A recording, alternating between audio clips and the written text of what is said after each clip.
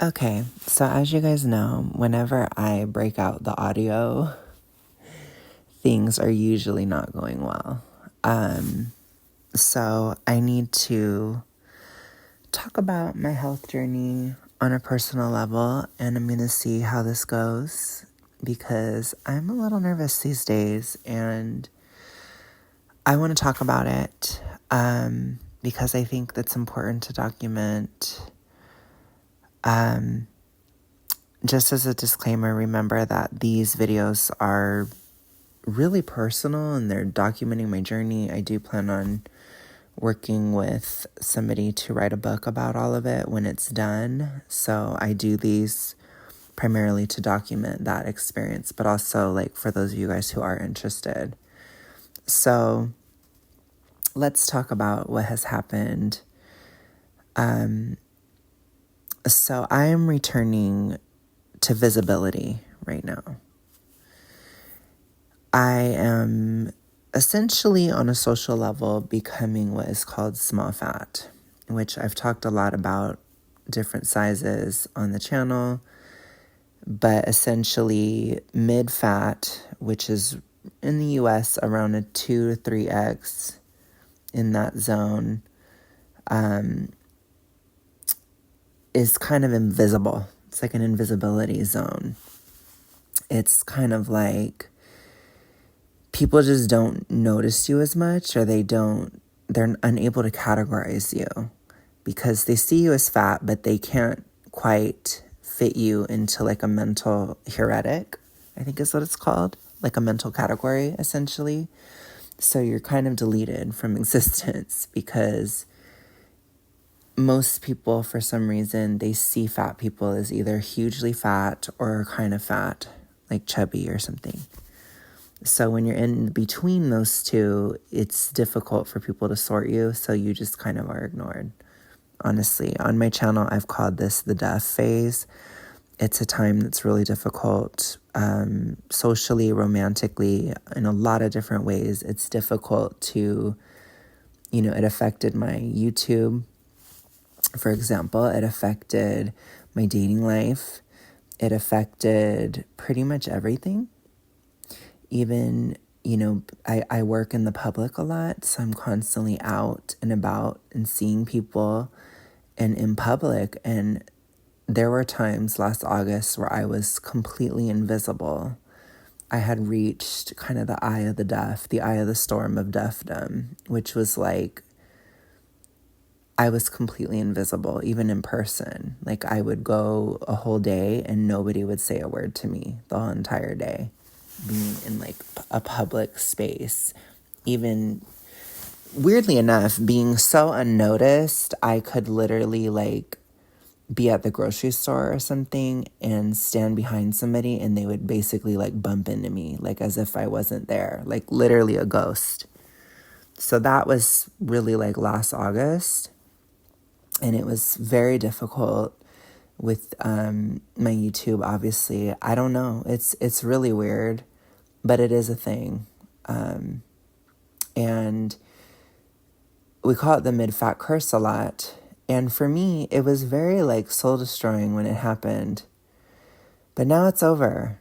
And it's really jarring because these things are not like, they're not objective. It's cultural. It's hard to describe. It's something that happens or shifts, and you don't really know when it shifts. You don't really know why it shifts, but it does. And for some reason, like I felt like I haven't lost that much weight this year because compared to last year, I haven't. I would say really around probably the beginning of the year, I was very, very bloated. So I actually was about 328, like in that zone, which is really high, but it was not fat. A lot of it was water. So I lost a shit ton of water in January. I went way down. And by like February, I was, I think somewhere around 309 or something like that. So from there, I've lost about 30 pounds, I would say. So I've lost from 309 now to 275 in August, right before I left for my trip. I have now bloated back up like a balloon, like I knew I would. From the flights, I gained 15 pounds, which is insane. But I knew that would happen because I'm extremely prone to bloating right now. I'm sure I gained a little bit of weight fat-wise, but it probably would be like maybe a pound or something. I don't know. I can't eat that much, you guys. For anybody who's skeptical, I can't eat that much anymore. I would have had to have eaten like, I don't even know. Like, you can't gain 15 pounds in a week. I'm sorry. It's just not possible. But anyways, I'm sure it'll come back down really fast. It's just going to be weird for a while. But regardless, the weight looks different on you. It doesn't look the same. 15 pounds of water doesn't look the same as 15 pounds of fat. Obviously, when I left for LA, I was about 275. That's really different. And it was somewhere in July where I started to have issues with people projecting things onto me. It was actually right around my birthday. And I was kind of surprised by it because I've been mid-fat for a long time. Like, I thought I had kind of started to get out of it, but I think I was just in between most of this year. I was like more noticeable, but still kind of there. But like, I had a couple different experiences. So as you guys know, I posted a video on my channel, and a lot of people were really, really firm that I was arguing a point I was never arguing. So I don't want to get into it because, my gosh, I feel like every time this topic comes up, there's a certain group of people that are very, very obsessed with it, and I don't want to talk about it because, again, I don't really have an opinion. But maybe it's just, I don't know if it's like a rare moment in time where people are not used to people not having an opinion on something. You know, my opinion was essentially like people need to choose what's right for them, so to speak, which is extremely like not taking a side whatsoever. And I just wasn't interested in the topic, to be honest, and I had another point to be made. But what was interesting about it was that my motivations were projected. My arguments were projected. I kind of, on an experimental level, I argued with people in comments because I wanted to see what they were saying and what they meant. And they were so dead set that I was arguing something that I never argued. It was very bizarre. In the same week, I went to the grocery store and I was accused of stealing at the grocery store because I sometimes will eat inside the grocery store, but I always pay for everything. And again, when you're just invisible forever, all of a sudden, this lady was just like, you need to have your receipt on you because you're eating in here, and da-da-da. And I was like, I can assure you, I've been paying for everything. You can check the security cameras. I'm literally like, try to do something. You know, I don't think it's good to accuse somebody of that. It's really negative to do that. It's a very negative impression, and I wanted to fight with her. Honestly, I did, but I was like, no, because I like going to that store specifically, so I'm like, I'm not going to do all that. But it really pissed me off, and that happened like around the same time. So it's like I'm having certain things like this happen online, and I'm having it happen in person. And just a lot of things started changing, and I didn't understand what was happening, because that's what happens a lot on this weight loss journey, especially on a social level. Like, I am extremely introverted, and so I am a little challenged when it comes to social situations, just in general. I don't think I'm the worst ever. You know, in fact, some introverts literally tell me they don't think I'm introverted, but every extrovert in the world knows that I am, because you can obviously tell. But I'm not the most shy of introverts. I'm not. and I'm pretty adventurous for an introvert. So I try my best. I try to have some kind of social grace, but there are still things like this where I cannot figure it out for the life of me.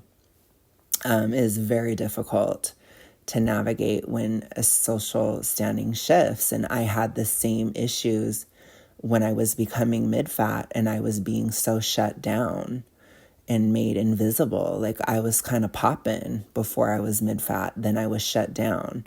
And now it's like I'm having this persona non grata era a little bit, the skepticism and this noticeability, like I said. And I think a lot of it is because I think what it is I was so invisible for such a long time that you don't really have to live by social standards as much, or you don't think about things as much. Like maybe somebody else would think, oh, eating in a grocery store is uncouth. But you have to understand, like I had done it for such a long time and nobody had ever said anything to me for like a year. And it's like, it could be like a daily routine for me at times, So it's like dancing when the music stops and you're just like, oh my gosh, what the hell? And then it's like, it's not always bad either. That's not the case. But it's like, now I will be in public and people ask me for help a lot. People talk to me a lot. I'm oftentimes talking to my friends on the phone and I have to like say, oh, hold on, because somebody's talking to me. And I'm not saying this as a brag. Like, I know it can come across that way, but honestly, it irritates me. It really does. Like, I know that's kind of bad. Like I said, I'm just persona non grata, I guess. I really feel like I am because I don't know what to do right now. It's going to be a little rough for a while because it's frustrating. But, I don't want to be rude and stuff, but it is jarring. It's very jarring to me. And I am just kind of like,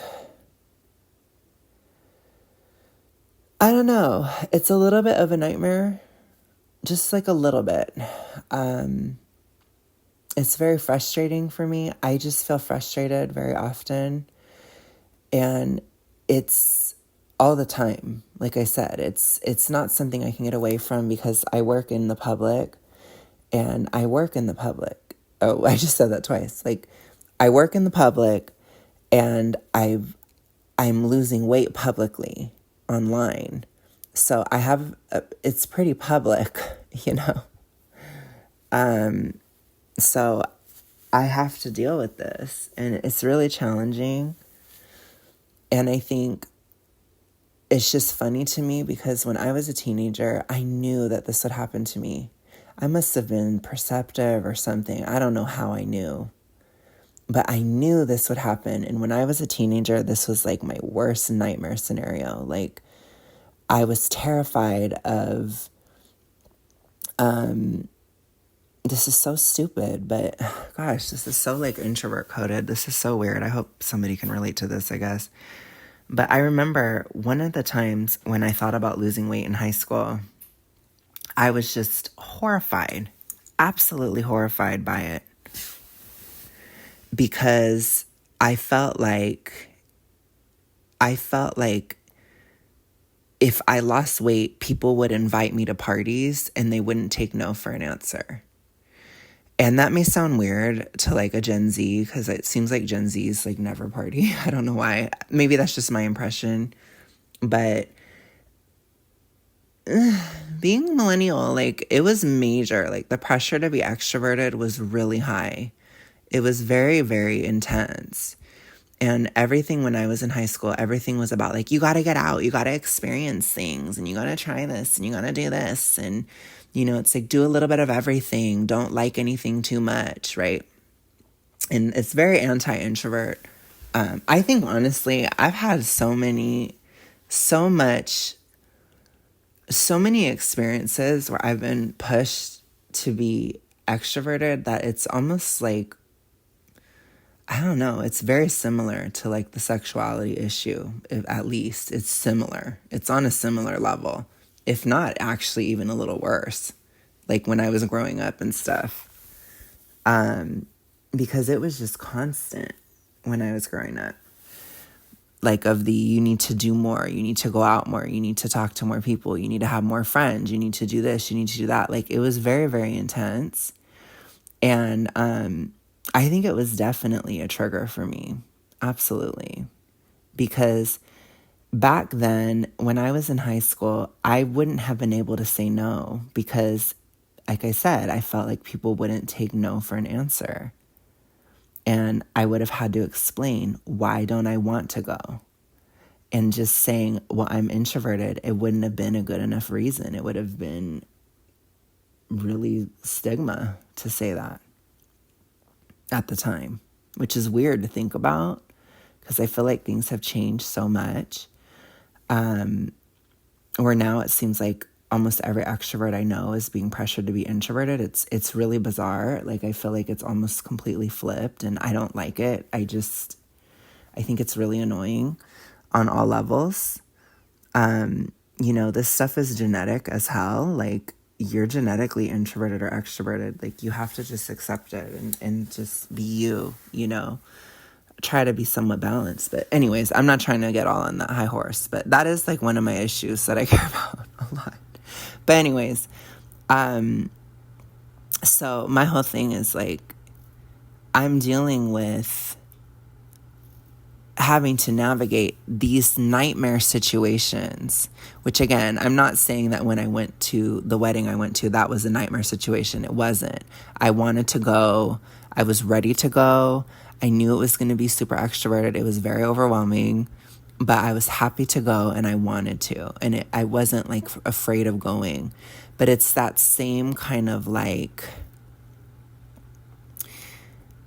entitlement that I feared with people when it came to me. Like, I struggled a lot with boundaries when I was younger, and it's a little scary for me because it's fun and games when you're a fat ass and nobody wants to talk to you anyways. But what about when you have to have boundaries? It's like, now I feel like I'm in a position where I have to like really assess my boundaries again, because it's like, do you allow people to control what you say? Hell no, I'm not going to allow that. Do you give people help? Yes, but to a certain point, right? It's not like crazy, it's not overwhelming, it's nothing like that, but it worries me a little bit because I don't know how far it will go. It's something that is anxiety producing in me. And it's something that was a major barrier to losing weight, because while a lot of extroverts will get online and they will say like, I really wanted to lose the weight because I wanted to be accepted, or I wanted to be popular, or I wanted people to talk to me all the time. I struggle with it because now I feel like if I say something, people may read into it more, or people may project something onto it worse, because my social standing has changed because of essentially fat acceptance rhetoric permeating society, in my opinion. Because I feel like we shouldn't have this happen to people who are losing weight. It shouldn't be like that. I'm not a different person because I lost weight. When I'm kind of bitchy when I'm fat, and then I'm still kind of bitchy when I'm less fat, I didn't change. Other people changed. And like I said, I think for a lot of people, it's really easy for them to adapt, and it's super easy for them to just shift, but it is not easy for me to shift. It is difficult. And I have been really struggling. And I know that most of my audience is completely supportive, and I try to keep that in mind But I'm struggling a bit because I'm being noticed seemingly more by the YouTube platform itself. I'm being more where they're really scrutinizing my videos a lot more. I'm being more noticed by people in public and in real life. It's kind of overwhelming. Like at the wedding, a lot of people recognized me and they came up to me and said hi and stuff. And it's like, that kind of stuff hadn't happened to me in a long time.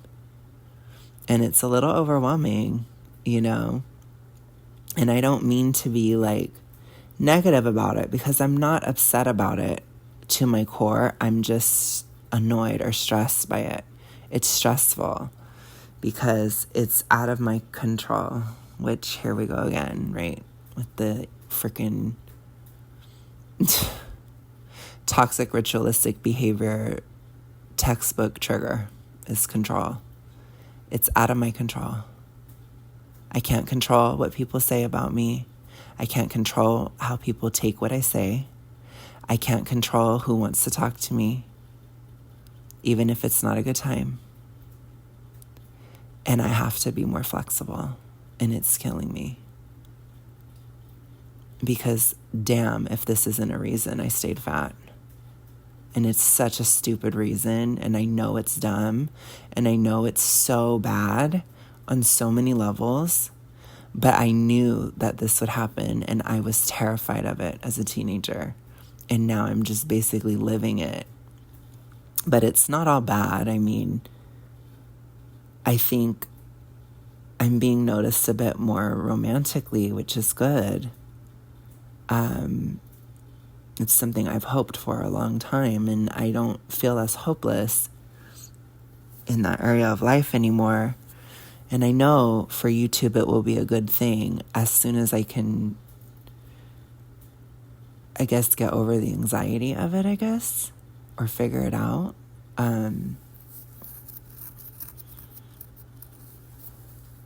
But it's not, at the end of the day,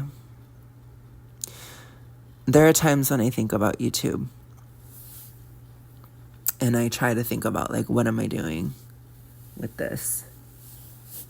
What am I doing? And at the end of the day, to my core, what I'm doing this for is it's for activistic reasons. It's because it has to be talked about. It has to. It has to be talked about.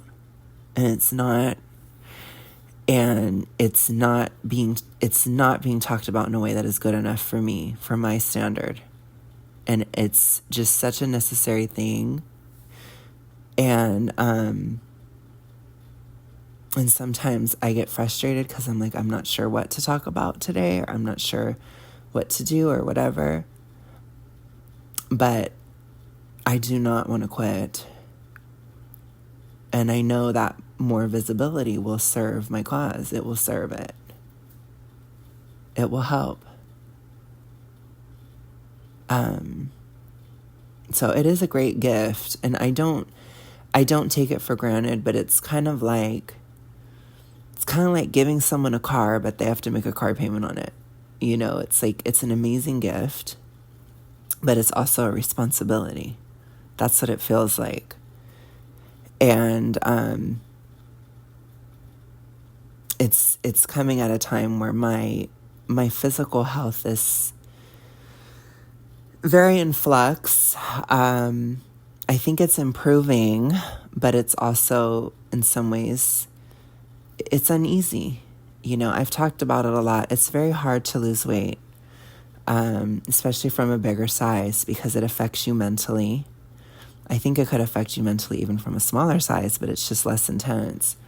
But I'm still pretty big, and this stuff is hitting pretty early, I feel like, which I was talking to one of my friends, and she was saying it's probably because a lot of people are really fat now, The mean or the median or whatever of fatness has changed. So it's hitting me at a time where my health is still not great. It's not terrible, but it's not great. So having this stress, kind of this social stress, this reputational stress, this public persona stress, is difficult when I don't feel very strong internally. I don't feel terribly weak. I don't feel like I'm dying, but I don't feel good and I don't feel strong. My muscles are very tight. I'm experiencing hypoventilation. I am no longer really able to have sugar the way I was having. And because I feel like my teeth struggle when my estrogen is really high. And so I can't do the sugar because of my teeth, because it's affecting them. And then sugar becomes, at times, like when my thyroid is working better, which I think it's actually working better at this point, sugar becomes overstimulating. It becomes like a stress to the body, which is probably what a typical, thinner person feels. But when you're really fat, it doesn't feel that way. So I have to stop. Like, there are times where I have to take it on and then, let it go. And it's like I have to go back and forth. And when we were getting towards the summer solstice, I had to have it again. I was starting to I needed that stimulant of sugar to help my thyroid speed up a bit, because it was getting really rough with the burn off and stuff. And just everything going on with the seasonal effects. It was tough. And that happens pretty much every year. And then now it's over, and the thought of sugar is disgusting me. And that's good. I mean, I'm not mad about it. I don't think sugar is this amazing thing. It's just whatever to me. It's not as nutrient dense. So it's obviously objectively better to be eating other stuff, especially within a deficit. It's so much better. So I'm not really having it. My appetite has gone way down, drastically down. And this was starting to happen even when I was in LA. My appetite was shifting and stuff, and it was going down. And it's like, I'm going to be losing, And so I have these weight loss side effects. So the hypoventilation, the estrogen-y feeling, the itchiness, a little bit of irritability, a little bit of sadness, right? And just these other factors. I was even having my rosy cheeks and stuff. And my hands are tingling and stuff because I swell with the weight loss. And before somebody tries to tell me it's because of salt, I have not been having that much salt. It's not because of salt, it's because of the fat. It's the actual fat. It makes you swell because it's inflammatory, which I don't need to get into everything, but it has to do with a high PUFA concentration from years of eating really bad quality food. So it's super subjective. I mean, if you're fat and you didn't eat nearly as much junk food as I did to get that fat, then you wouldn't have the same issues that I have. So it's very complicated, but the point is, it's from the weight loss. I have allergies, I have asthma. It's not as bad, but it was bad earlier in the year. And, I just have some health effects, but they're not terrible. Mentally, I'm not as bad as I was in June. And I feel a little positive about things. And I have some hope, but it's hope within a very challenging space or a challenging time. And I'm overwhelmed because I'm trying to catch up on everything, which I think that's an aspect too that has to be talked about, because I can assure you, if I felt like losing weight was going to make me completely happy all across the board, and that it was just the biggest thing, I was just going to be universally loved and accepted, and I was going to have all the happiness in the world from losing the weight that I've lost, I would be extremely disappointed right now. But as you guys know, I don't feel that way. I never did with this weight loss time.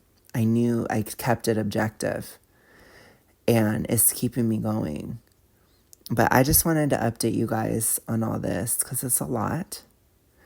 I know this is kind of long, so I'm going to get going. But thank you guys for listening. I just needed to talk about this kind of middling zone that I'm in. And I am interested in some of your guys' thoughts if you have them. I promise not to freak in the comments. I'm not really into fighting as much lately. I think because I feel better. So it's like I feel better, but I don't feel good enough to like really want to fight for fun, for funsies. It's like I'm not really there. But I'm also not like so miserable that I want to fight either. So it's like I'm just kind of like meh. So I'm less likely this time. Anyways, you guys, I'll talk to you later. Have a good one. Bye.